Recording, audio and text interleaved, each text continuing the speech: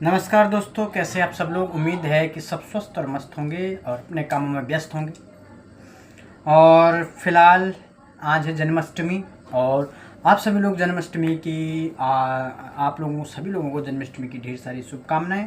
और सभी अपने परिवार के साथ जन्माष्टमी का उत्सव मना रहे होंगे, क्योंकि ये त्यौहार एक बहुत ही राष्ट्रीय त्यौहार है और इसको सभी लोग बड़े हर्ष और उल्लास से मनाते हैं, क्योंकि भगवान श्री कृष्ण की जन्म से आधारित है। तो दोस्तों, खैर हम तो दूर प्रदेश में हैं, हमारे लिए नहीं परिवार के साथ रहते तो अब ये तीज त्योहारों का आनंद आता है, लेकिन जब परिवार के साथ नहीं होते हैं तो फिर ये चीज़ें किरकिरी लगती है। फिर भी हमारी ओर से आप सभी लोगों को हार्दिक शुभकामनाएं। और हर एक की किस्मत एक जैसी नहीं होती है और सभी लोग जानते हैं। लेकिन दोस्तों, आज बात करेंगे, कल था स्वतंत्रता दिवस, यानी कि कल आज़ादी का पर्व था। और आज़ादी के आज हो गए 78 साल पूरे हो चुके हैं, 79वां साल चल रहा है। कल भी मैंने आज़ादी पे डिस्कस किया था। लेकिन आज़ादी के बाद भी आज हमारा देश किस जगह पे स्थित है और कहाँ पे स्थित है, ये बहुत ज़रूरी डिस्कस करना होता है। सही मायने में बोला जाए तो आज़ादी के बाद भी आज भी गरीबी है और गरीब को वही स्थिति है जो आज भी गरीब बहुत संघर्ष कर रहा अपने जीवन के लिए और बहुत प्रयत्न कर रहा है, बहुत यत्न कर रहा है, क्योंकि महंगाई उसी बहुत ज़्यादा मार देती है। गरीब, हमारी जो आज़ादी है वो सही मायने में गरीबों के लिए होनी चाहिए और उसकी शिक्षा, उसकी स्वास्थ्य, उसकी व्यवस्था पर बहुत ज़्यादा हमारे पॉलिटिशियन को, हमारे सरकारों को सोचनी चाहिए और इस मुद्दे पर बेहतर तरीक़े से काम करने की ज़रूरत है। और अभी भी क्राइम बरकरार है, आए दिन क्राइम की घटनाएं बहुत ज़्यादा बढ़ रही है और इसके बाद जो हमारे देश में हो रहा है। लेकिन प्रगति भी हमारे देश ने बहुत ज़्यादा की है, जैसे कृषि के क्षेत्र में भी प्रगति की है, विज्ञान के क्षेत्र में प्रगति किया है और सूचना प्रौद्योगिकी के क्षेत्र में प्रगति की, परमाणु के क्षेत्र में प्रगति की है।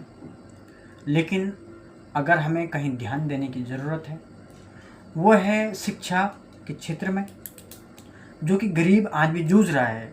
सही मायने में देखें तो, क्योंकि गरीब का बच्चा डॉक्टर नहीं बन पाता है, गरीब का बच्चा वकील नहीं बन पा रहा है। अगर सही मायने में तस्वीर बताएं आप लोगों को, तो गरीब के लिए ये चीज़ें बहुत मुश्किल है और ये चीज़ हमको कैसे सरल करनी, इस पर विचार करना चाहिए। कैसे गरीब के लिए, आम आदमी के लिए शिक्षा पूरी तरीके से पहुँचे और शिक्षा के लिए सरकार को बेहतर से बेहतर तरीके से काम करना चाहिए। स्वास्थ्य के ऊपर बेहतर से बेहतर तरीके से काम करना चाहिए, ताकि हर एक इंसान की जान उतनी इम्पोर्टेंट हो जितनी कि अमीर आदमी की जान इम्पोर्टेंट है। और सरकार को कहीं ना कहीं योजनाएं के नए नए अवसर ढूंढने चाहिए। विज्ञान के क्षेत्र में काम करना चाहिए। विज्ञान के क्षेत्र में मुझे लगता है कि सरकार को बहुत ज़्यादा काम करने की ज़रूरत है, क्योंकि विज्ञान एक ऐसा क्षेत्र है जिसके द्वारा हमें प्रगति बहुत ज़्यादा मिलती है और सरकार को ये योजनाओं बहुत ज़्यादा मात्रा में लाने की ज़रूरत है और युवा बच्चों को, युवा लड़कों को, उनको सशक्त बनाने के लिए बहुत ज़्यादा काम करने की ज़रूरत है। और गरीब को किस प्रकार से, किस तरीक़े से बेहतर बनाया जाए, ये योजनाएं हमारी सरकार में होनी बहुत ज़रूरी है। क्योंकि जब गरीब बेहतर से बेहतर होगा तो देश अपना आप ही प्रगति की ओर होगा। मजदूर अपने लिए असहाय न हो, लाचार न हो, विवश न हो जीवन जीने के लिए। मजदूर की हालात को, कंडीशन को सही करने की ज़रूरत है और मजदूर को उसकी कुशलता के ऊपर ध्यान देने की बहुत ज़रूरत है। किसी भी प्रकार से मज़दूर की हेल्प हो, मदद हो, किसानों की मदद हो, किसानों की हेल्प हो, ये बहुत ही ज़्यादा ज़रूरत है हमारे देश में। और मुद्दा ही किसान, गरीब, मज़दूर, इनके ऊपर होना चाहिए। शिक्षा, स्वास्थ्य, इंफ्रास्ट्रक्चर, बिजली, इनके ऊपर जितना काम हो सके उतना करना चाहिए। फालतू के अलूल जलूलों के ऊपर काम नहीं होना चाहिए और जितना भी हो सके जो पैसा है वो सही मायने में गरीब से गरीब तक व्यक्ति के हाथ तक पहुंचना चाहिए और उसका जीवन यापन बेहतर से बेहतर तरीक़े से होना चाहिए। और आज भी देश में कुपोषण के कई शिकार हैं।